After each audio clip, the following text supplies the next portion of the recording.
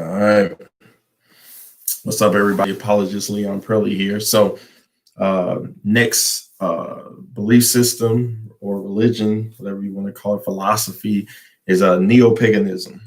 And Neopaganism, you got to go all the way back now, man. You guys got me back in the Roman Empire days again. So, we already know the Greeks, they were involved in a lot of paganism. We look in the Old Testament, there's a lot of people that were worshiping a lot of false gods and a lot of paganism going on.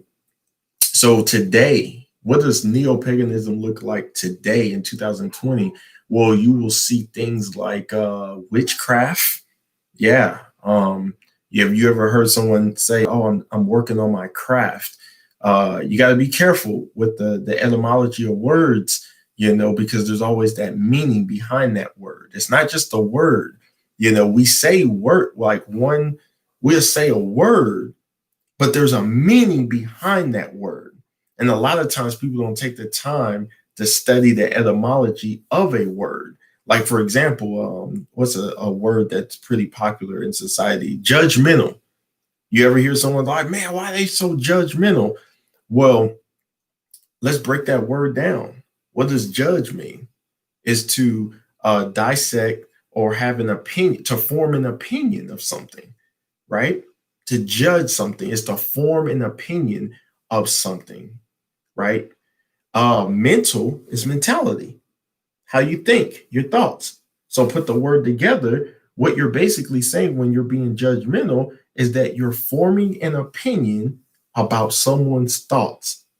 So if you're about to commit adultery and I'm on your back, I'm like, "Man, don't do that, don't do that." And you say, "Man, why are you being so judgmental? I can sleep around. I can cheat on my wife." What I'm doing, I'm being judgmental by saying I formed an opinion about what you're about to do that can hurt and break up your marriage, tear up and destroy your marriage. And that opinion that I just formed is based off of your thoughts. You see what I'm saying? So we got to always go back to the etymology of the word. Neo-paganism, what we have to understand is today we see people involved in witchcraft. We see people involved in Reiki. Reiki is where you don't subscribe to Jesus Christ being your healer. You could just do different types of meditation and you can bring healing through your hands. That's why a lot of people in church, they don't really like people to lay hands on them because, we say that when we lay hands on people in church that the Holy Spirit is going to heal the person, right? By us touching them, right? There's like a transfer of healing going on because we believe we're filled with God's Spirit. We believe Jesus Christ lives in our heart. So Jesus Christ is the ultimate healer. So when we lay hands on a person, we want people to be healed. Now, the reason why a lot of people don't believe in the fullness of God's healings is because over time you have had people, pastors, even in the Christian church, have these crusades and see that, oh my goodness, there's like 100,000 people here and they're all crippled and they're all handicapped. So if I ask them, "Hey, let's take up an offering," I can walk away with like $200,000, $500,000, and all I got to do is just bring people to the front, pray for them by laying hands on them, and then say, "Be well with you."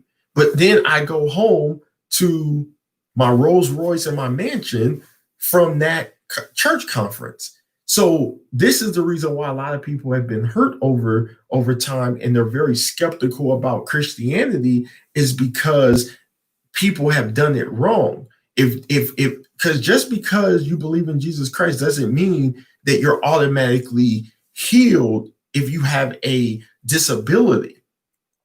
Your heart is healed, and through the process of working out your salvation with fear and trembling, healing is taking place all over your life.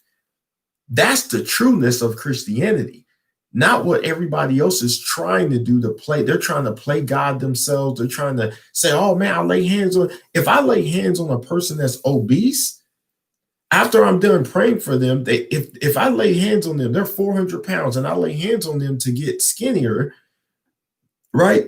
When I'm done praying, they probably may still be 400 pounds because that's not how healing power from God works.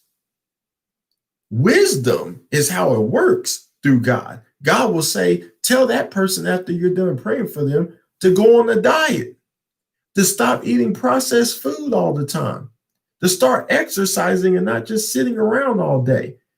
That would be practical wisdom from the Lord.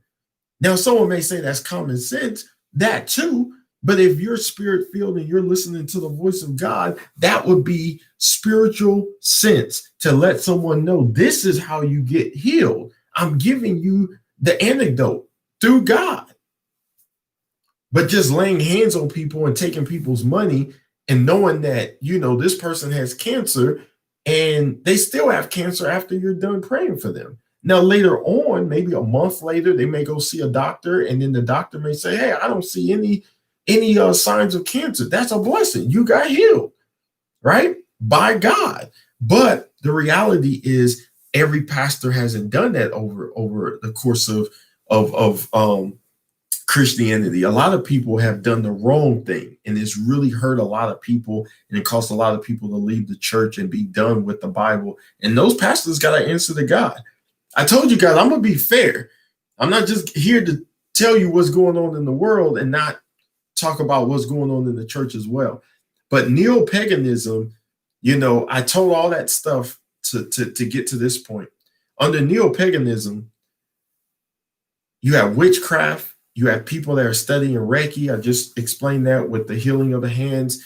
Wicca, you have people that are into Native American shamanism. You have people doing different types of meditation and chants and whatnot. This is just other alternatives to not go towards Christ. So John 14:6, Jesus says, I'm the way, the truth, and the life, and no one comes to the Father but through me. So you got to go through Jesus Christ. You can't go through Jesus Christ through Neopaganism. You can't go through Jesus Christ through Wicca. You can't go through Jesus Christ studying Reiki. You can't go, and the Reiki is Reiki. And you can't go through Jesus Christ worshiping pagan gods, because that's not the true living God. The whole point of all of these videos I'm doing is to point people to the true living God through Jesus Christ and the Holy Spirit. Done deal. God bless.